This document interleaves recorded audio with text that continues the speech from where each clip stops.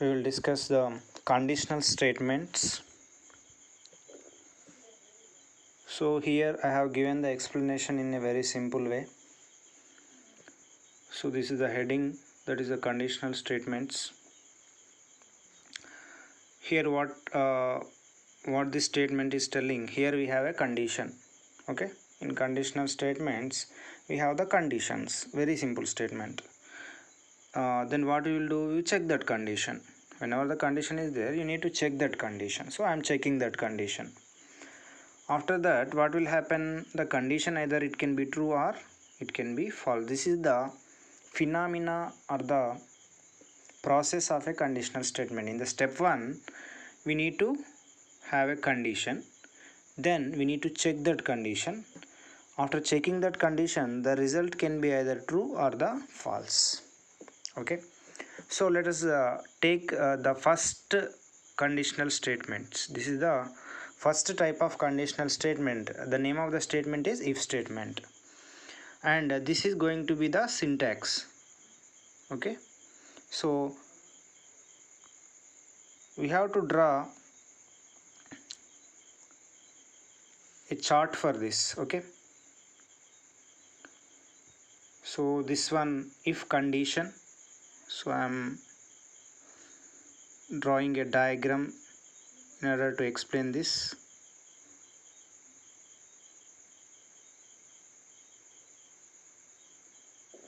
So condition is there, right? Condition is always represented by a rhombus symbol or a diamond symbol. If the condition is true, the statement 1 is going to be executed. So here I am writing what?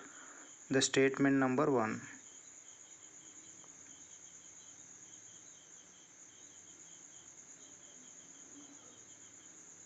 Okay, actually this is called as a flow chart. In the flow chart, whatever the statement that is executed will be shown in by a rectangle symbol. So statement 1 is executed whenever the condition is true. In the if statement, how many conditions we have? We have a single condition. So whenever the condition is false, what will happen? That is the next option, that is the next choice. Whenever the condition is false, nothing is executed. So this particular one we are calling it as the entry of the conditional statement, and after the statement 1 is executed, it will come to the exit part. Entry and exit will be there for every conditional statement. This is the exit. We will show it by a oval symbol like this, oval symbol. Okay, so here also the flow will come to the exit only. So every conditional statement starts at the entry section and will reach the exit section. Here we have only a true choice. Whenever the condition is true, statement 1 will be executed. Whenever the condition is false, nothing is executed, directly coming to the end of the statement. So let us go for the if else statement. Let us try to understand diagrammatically. There is a flowchart of if else statement also. Here we have two choices. Whenever the condition is true, statement 1 is executed. This is the true choice. Okay, whenever the condition is false, statement 2 is going to be executed. There are two choices are there here. So same thing as usual, flowchart, we have a condition and we are going to check this condition. Condition will always be placed in the rhombus or the diamond symbol. There are two choices, either it can be true, the condition can be true, or the condition can be false. Whenever the condition is true, statement number 1 will be executed. How can we say that the statement 1 is executed? Because the statement 1 is directly under this condition. Okay, whenever the condition is false, it will always go to the else part. Else means false part. Whenever the condition is not true, we will go to the else part. So in the else part, the statement 2 is there, so I am going to execute the statement number 2. Whether you execute statement number 1 or statement number 2, they must be reaching the exit part. So here I am writing the exit part. The flow of execution may come like this and end it here, and also the flow of execution will come like this and end like this. So both the ways are possible. So this is called as what? Flow chart. The flow of execution of a program can be easily represented by this flow chart. Now let us go for the else if ladder. So what is the difference between the previous two and this one is, in the if and if else we have a single condition, only one condition is there. Okay, but as you can see here, there are number of conditions are there, infinite conditions. You can use the infinite conditions. Okay, so how it will look like is, first a condition is there, first one condition is there. Let us say the name of the condition is condition number 1. What is the name of the condition? Condition number 1. Let us say the condition number 1. Okay, now we are going to check whether the condition is true or false. Let us say this is the true and false sections. Whenever there are a number of conditions are there, what it is saying, and if first condition is false, we check second condition. If that is also false, we go on checking the next condition. It will go on. So condition 1 we are checking right now. This is the condition number what? The condition number 1. Right, now it is true. What will happen? Let us say the statement number 1 will be executed. Okay, it is not a rhombus, it is a rectangle. If the condition is false, then we are going to check the second condition, again the rhombus symbol. So anyway, it will go to the exit section. Now condition 2, for this also we have two chances are there. One is the true, or it can either it can be true or it can be false also, right? So whenever the condition 2 is true, statement number 2 is executed, shown in the rectangle. Whenever the condition 2 is false, we will go for the condition number 3. Again, anyway, we will come to the exit part like this. Again condition 3 is checked. Whenever the condition 3 is true, statement number 3 is executed and it will come to the exit section. If it is false, again the process will go on, continuing with the next condition, right? So this is the flow chart of this one. Anyway, all of them come to the exit part. So here I am mentioning the exit part here. So exit, whatever may be the flow of execution, it must reach the exit part.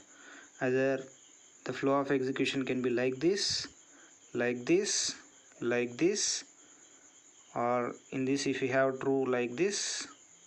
So in this way it will go on. This is called as the else if ladder. Why it is called as the else if ladder? We already know the ladder will be like this. This is the condition number 1. Okay, condition number 2, condition number 3. We go on checking a number of conditions, and based on whether true or false, the flow of execution can be decided. So that's why it is called as the else if ladder. Okay, so how to write the code for this is, simply I am writing here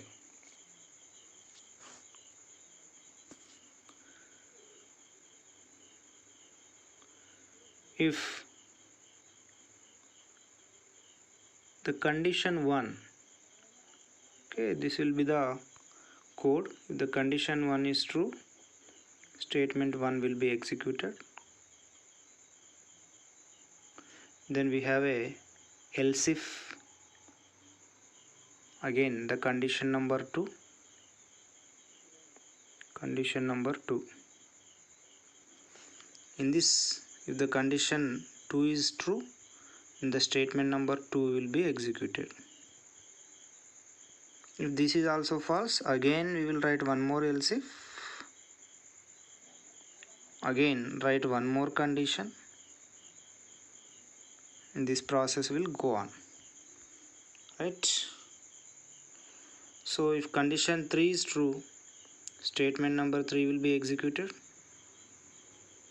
Is it or not?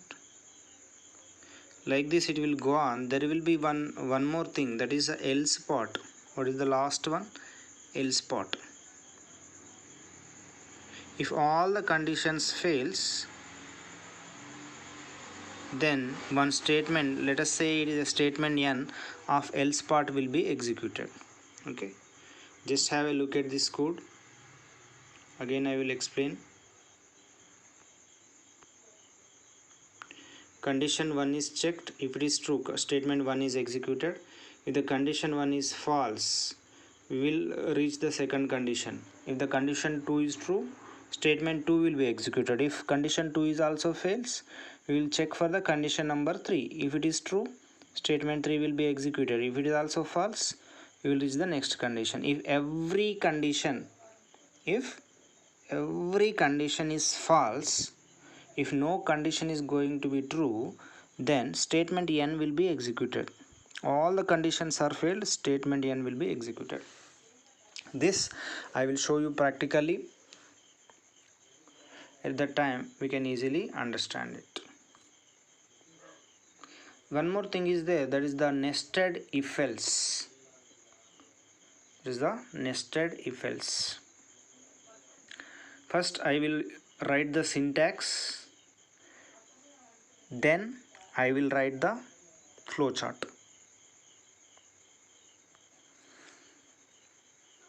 What he is saying, if else in if, this is the first one. Let me write this if else in if. Okay, so within the if I need to write the if else. So here this is condition number 1. So under this you need to write the if else again. If flow, if else rayali. So we need to write the if else in if, right? So again, wherever there is if is there will be some condition. Don't confuse where to write the condition. Wherever you get this word, that is a if word, there will be condition immediately. So now let us say the statement number 1 is executed. Always the first statement we will take it as statement number 1. That's why I am writing st1. This is the outside if, this is the inside if. And still one more thing we are going to write, that is the else also. You have to write the if else within if, right? Else. Here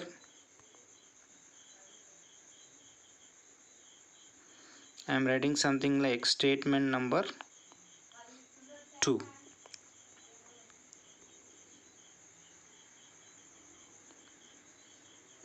Okay. Now I will explain you the how it will execute actually. So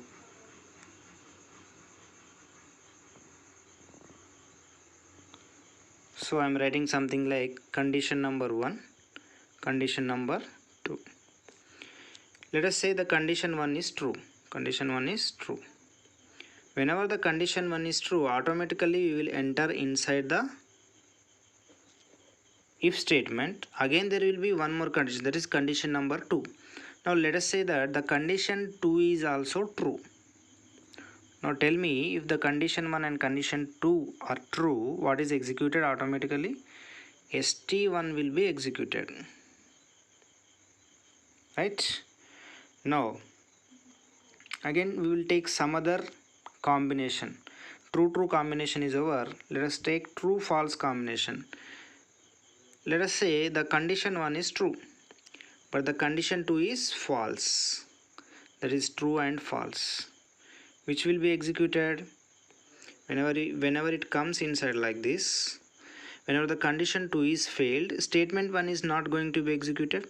That means statement 2 is going to be executed. So I am writing here, statement 2 is going to be executed.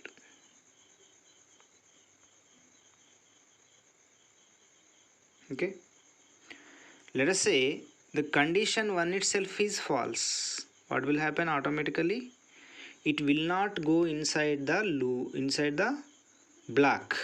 Automatically the total, okay, the total of this section will be automatically terminated. So nothing will be executed, right? So this is the way how we write the nested if else statements.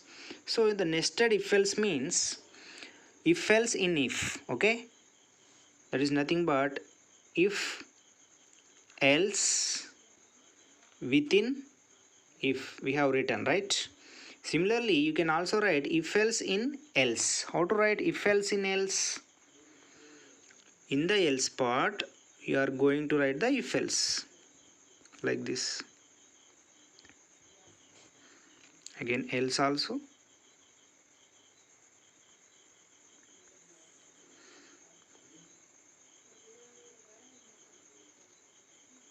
Okay, this way also you can write, right?